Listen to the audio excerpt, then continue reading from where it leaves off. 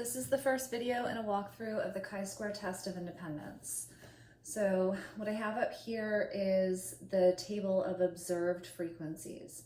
So in this particular analysis, we are looking at whether there's a relationship between gender as male and female, and whether people find the Tiger King to be innocent, yes or no.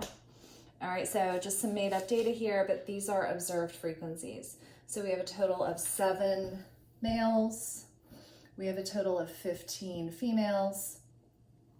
Looking at it by rows, we have a total of 10 people who found the Tiger King to be innocent, 12 people who found him not to be innocent, and the grand total is 22. So we have a total of 22 observations here.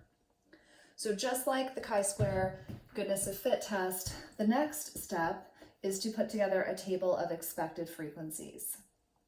And the table of expected frequencies, I'm going to make it a little bit bigger.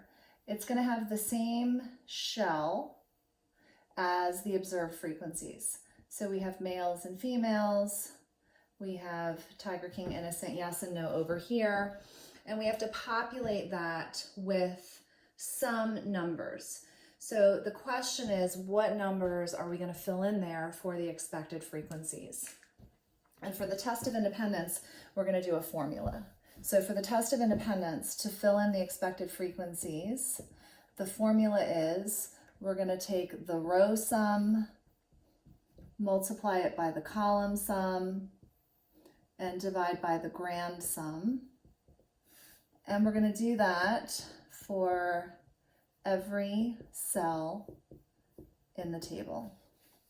All right, so for each one of these 4 cells, we're going to take the row sum, multiply it by the column sum, and divide by the grand sum. All right, so that sounds a little bit confusing, but we're going to take this one step at a time. So for this first cell, males and yes, going back up to this chart, males and yes, the row sum is 10, the column sum is 7, and the grand sum is 22. So 10 times 7 divided by 22, I already calculated these, is 3.18.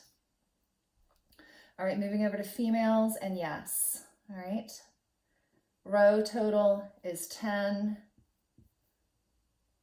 column sum or column total is 15, and we're going to divide by the grand total of 22, and this equals 6.82. Moving down to this next row, so we got males with no.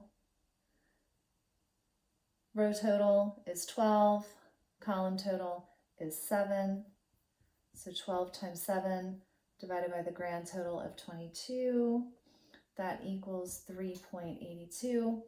And then finally, females and no.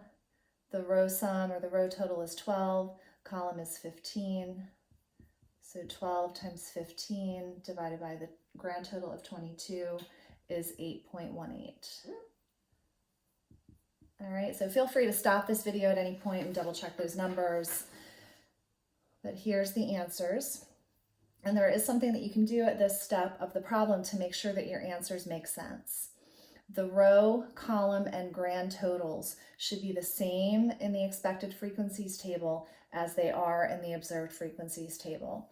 So let's do ourselves this check and add these things together. So 3.18 plus 6.82 is 10. 3.82 plus 8.18 is 12. 3.18 plus 3.82 is 7.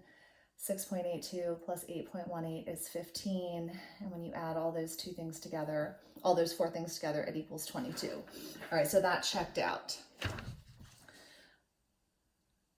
So in the next video, we are going to calculate the chi-square. So we're at the step where we're going to calculate. So we've got our observed frequencies, we've got our expected frequencies.